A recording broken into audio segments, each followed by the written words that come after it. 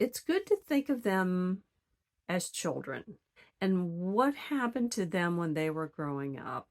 Did they have experiences that made them afraid of their own emotions?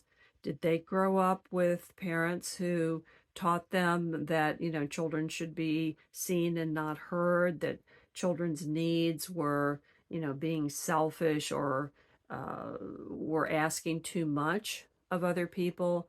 We can wonder about what they went through that made them this way.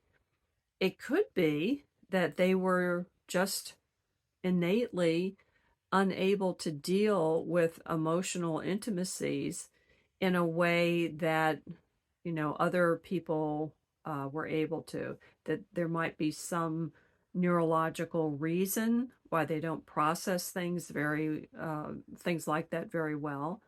So we don't know if it's innate. We don't know if they went through some relational trauma early in life that affected their sense of attachment and their sense of security.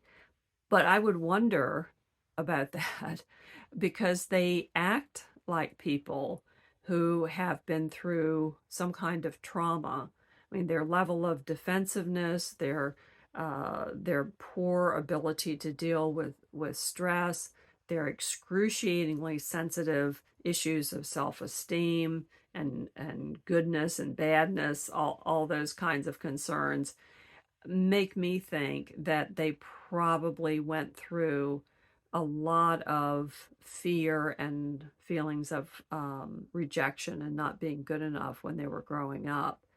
They also are usually, very exquisitely um, uh, sensitive to any hint of criticism, abandonment, unworthiness.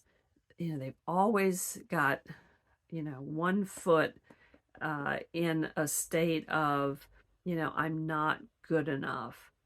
And it makes them highly defensive.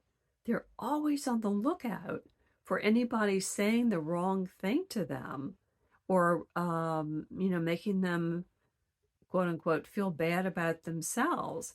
And they fight that because they have not learned how to handle intense emotions in a constructive way or in a self reflective way. They just react. So, for their children, the child is seeing the parent's defensive reactions, and unfortunately, oftentimes that child will take that personally when really the parent's stressed and reactive kind of response is coming from issues in their own childhood, because emotionally immature parents often treat their child as if they were the parent from their childhood. Meaning, if they had issues where they felt like their mother or their father didn't love them, or if they felt like they were abandoned when they needed their parent, these are issues that can get transferred to their own children.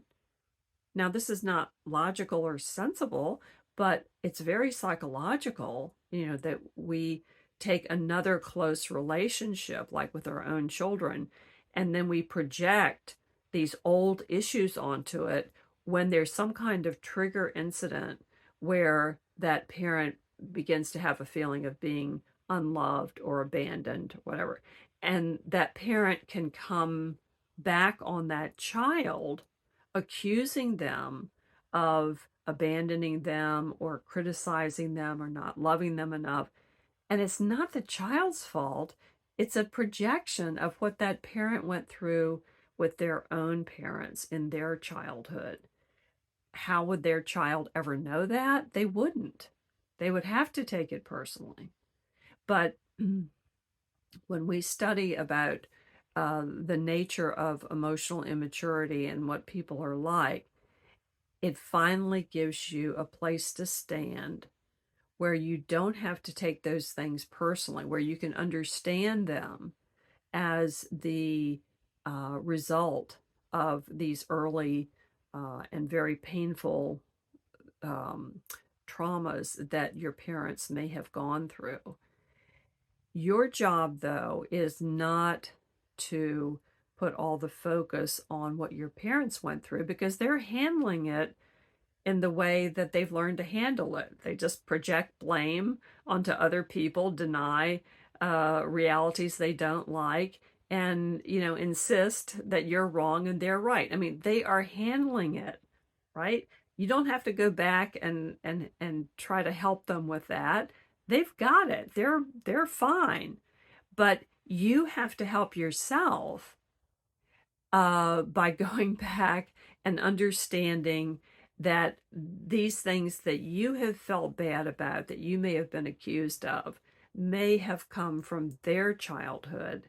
And that's how you use it to clear up any misunderstandings you have about stuff that you have been accused of, or ways that you've been treated that you know that you didn't do anything to cause that, or make that be an issue, but that parent deals with their unresolved things by putting them onto other people and then reacting as though that other person in the present is actually doing the thing that they're remembering from the past. The problem is that they're not remembering it in their mind, like, oh, this happened to me when I was a child. They're acting it out. They're going back into it in an unconscious way.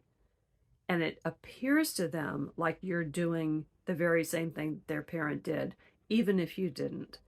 And it's up to you to know the difference and to catch this happening so that you don't take responsibility for something that could have happened a generation before you.